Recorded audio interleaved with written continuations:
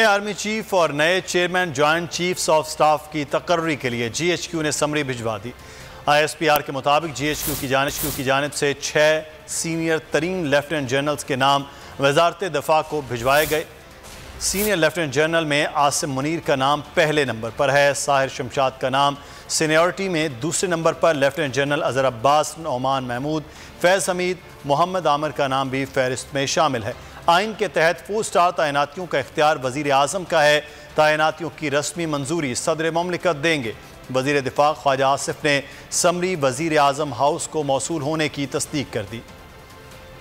फौज का नया सिपाह सालार कौन बनेगा chairman joint chiefs of staff? GHQ ने 6 सीनियर तरीन लेफ्टिनेंट जनरल्स के नाम भिजवा दिए। समरी में सीनियरिटी और अहलियत की बुनियाद पर तमाम अफसरान की तफसीली प्रोफाइल शामिल है। डोजियर में पहला नाम लेफ्टिनेंट जनरल आसिम मुनीर का है। आसिम मुनीर का ताल्लुक ऑफिसर ट्रेनिंग स्कूल मंगला से है।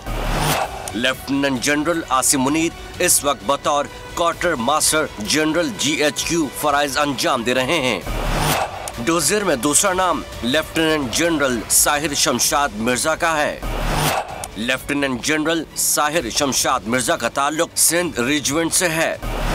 साहिर शमशाद मिर्जा इस वक्त रावलपिंडी कोर की कमांड कर रहे हैं। बलोच रेजिमेंट से ताल्लुक रखने वाले lieutenant general Azhar Abbas seniority में तीसरे नंबर पर हैं। अजहर अब्बास इस वक्त चीफ ऑफ जनरल स्टाफ के तौर पर तैनात हैं। डोजियर में चौथा नाम लेफ्टिनेंट जनरल नौमान महमूद राजा का है। लेफ्टिनेंट जनरल नौमान महमूद इस वक्त नेशनल डिफेंस यूनिवर्सिटी के सदर हैं। वो कोर कमांडर पेशावर भी रह चुके हैं। फहरिस्त में 5वां नाम लेफ्टिनेंट जनरल फैज हमीद का है। लेफ्टिनेंट जनरल फैज हमीद का ताल्लुक बलोच रेजिमेंट से है। वो ISI के सरबराह और कोर कमांडर पेशावर भी रह चुके हैं। फैज हमीद इस वक्त कोर कमांडर बहावलपुर हैं।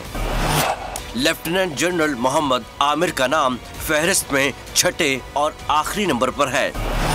मोहम्मद आमिर बतौर कोर कमांडर गोजरावाला खिदमत अंजाम दे रहे हैं। वजीर आजम शहबाज शरीफ 6 सीनियर अफसरान में से एक को आर्मी चीफ और एक को joint chief of staff committee मुकर्रर करेंगे। वजीर दिफा ख्वाजा आसिफ ने ट्विटर पर तस्दीक की है कि समरी वजारत दिफा से वजीर आजम हाउस को मौसूल हो गई है। ख्वाजा आसिफ ने कहा कि इंशाअल्लाह बाकी मराहिल भी जल्द तय हो जाएंगे। अगर ये वीडियो आपको पसंद आई है तो हमारे चैनल को सब्सक्राइब कीजिए और बेल आइकॉन को क्लिक कीजिए। बोल जो कि हकीकी सहाफत के सफर पे गामजन है। बोल ने बता दिया है कि किसी किस्म का कोई दबाव बर्दाश्त नहीं किया जाएगा।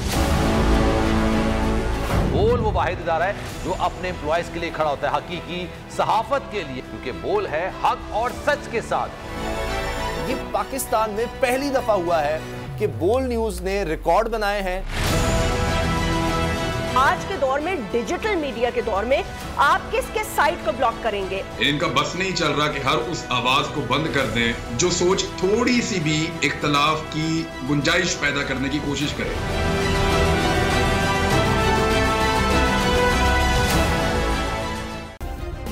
सब्सक्राइब करें और बेल दबाएं ताकि कोई खबर रह न जाए।